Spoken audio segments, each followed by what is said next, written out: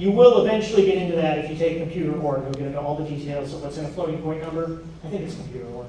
But you will get to it in any case. We're not going to go into all the details. But I will tell you that every floating point number is split up into a couple of main parts.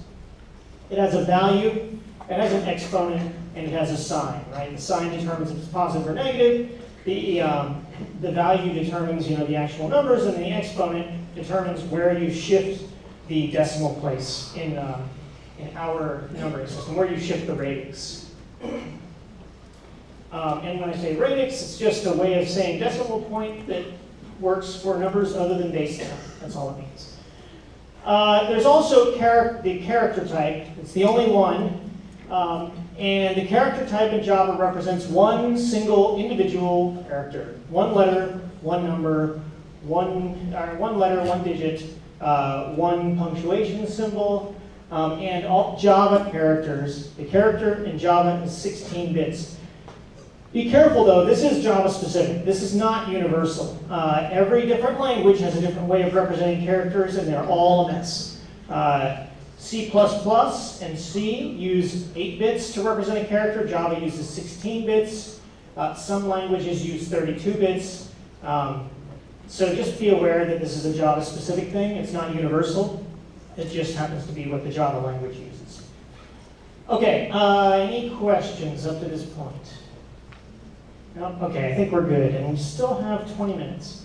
Okay, so another thing that we want to talk about when we talk about data types is that there are actually a couple of extra operators that we haven't addressed yet. These are what we call compound arithmetic operators. And there's a whole set of these. I've given you a couple of examples here.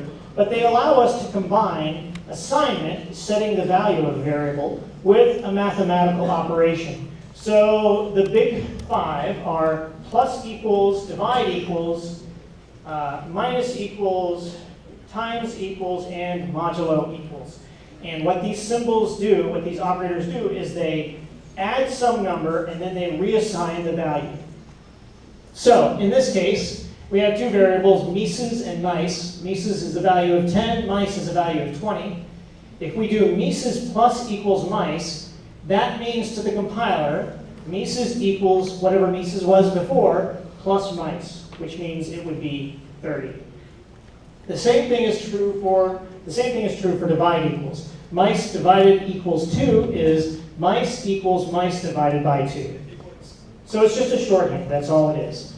This applies not just to plus equals and divide equals, it applies to minus, multiply, and modulo as well. And it actually also applies to some other operators called bitwise operators that we're going to get to a little bit later.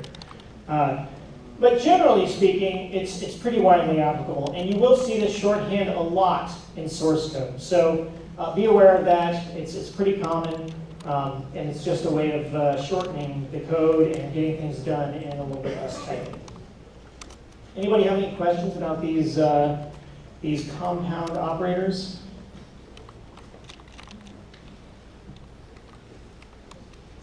Okay.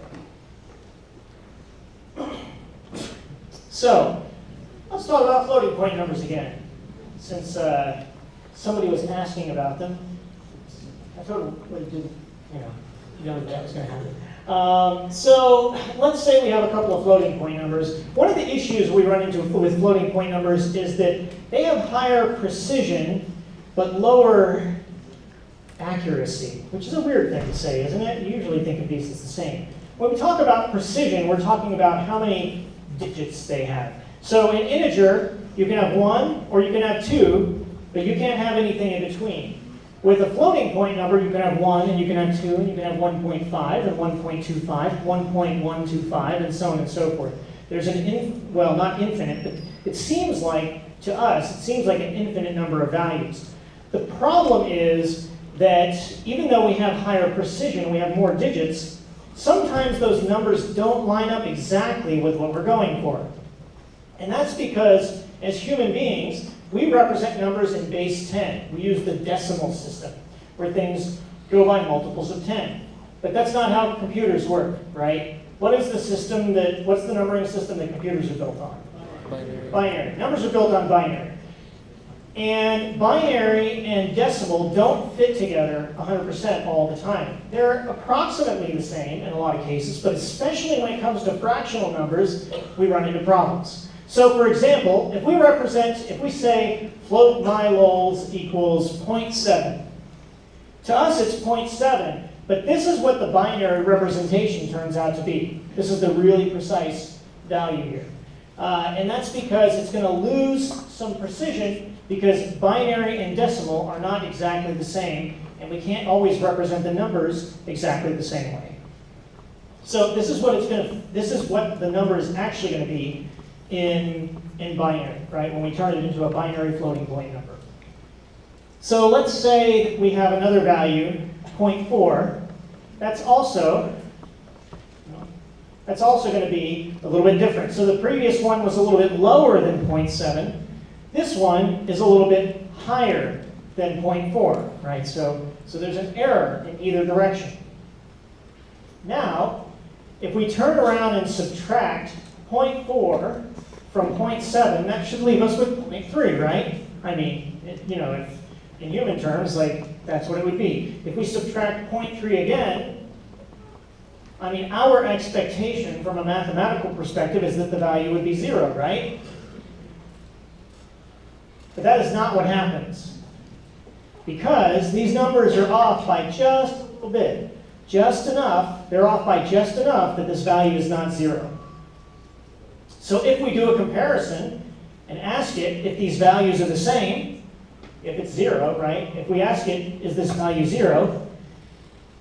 It is not going to find that the value is 0. Instead, it's going to find that it's a very small non-zero value. And this is the rounding error that we run into with floating point numbers. This is the loss of accuracy that we run into with floating point numbers. And this is not just an academic exercise. It is always, it is almost always a mistake to compare any floating point number to 0.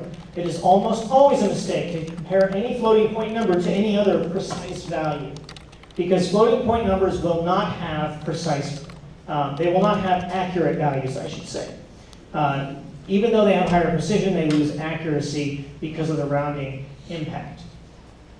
Is that clear to everybody? Does everybody understand the idea here? All right. So how do we solve this? Usually we solve it by using some kind of delta. And that just means some kind of difference value that we recognize, some value that's non-zero, but that we consider an acceptable error range. So in our case, we could have the same setup, but then instead of checking to see if it's 0, we could check to see if it's less than some very small value. If we do this instead, right, that's the delta value is 0.00001, which is 1/100,000, I believe. Then it is going to recognize that case. And so usually when we're working with floating point numbers, we can do a direct comparison for greater than or less than. Anytime we check for equality, we're probably making a mistake with floating point numbers because equality checks are so, there's only one tiny little chance in like many, many chances that it's going to be accurate. We almost always lose that accuracy of the exact value being correct. So when we deal with floating point numbers, it's important for us to have a range if we're trying to get close to some number. All right, yes? Yes, you're right. I didn't have an F at the end, which I should have. So, and the reason is because I was typing up these slides 10 minutes before I came in here, and I forgot the F. Yes, sir. So it should have an F. That's the short version. The F. I should have an F right here. So because I'm comparing a float, if I made these doubles, then I wouldn't need that F. Yes? Can you set this up to have a difference of plus or minus 0.00001? Sure, yeah, you could do that.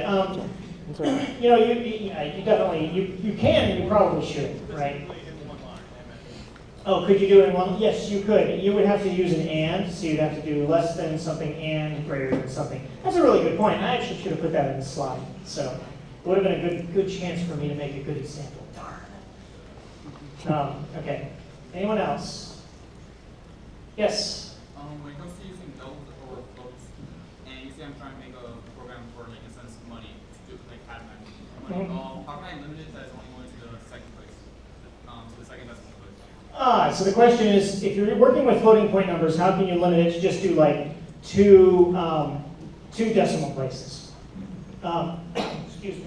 There's a couple of ways you can do it. One of them is that you can multiply by 100 round and then divide by 100. That's one way you can do it. But more likely what you do is you don't actually limit the floating point number itself. Instead, you limit its presentation when you actually present it to the user. So rather than actually limiting the floating point number itself, when you display a money value to a user, you just limit that like presentation to two decimal places. So when you print it with 2 decimal places. And there are specific ways to do that. I can show you directly, but they're all documented in the Java API. So like there's very specific ways to print out to very specific number of decimal places. Does that answer your question? Yeah. Okay. Yes? How is Java math big decimal different from floating point number? The question was, how is Java math big decimal different from a floating point number? And the answer is, I believe, if I remember correctly, big decimal is 128-bit numbers rather than 64-bit. I'll have to double check that, but I believe that that's the difference.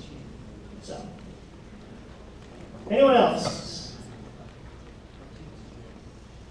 Yes? How do we know how big to make the delta? How big to make the what?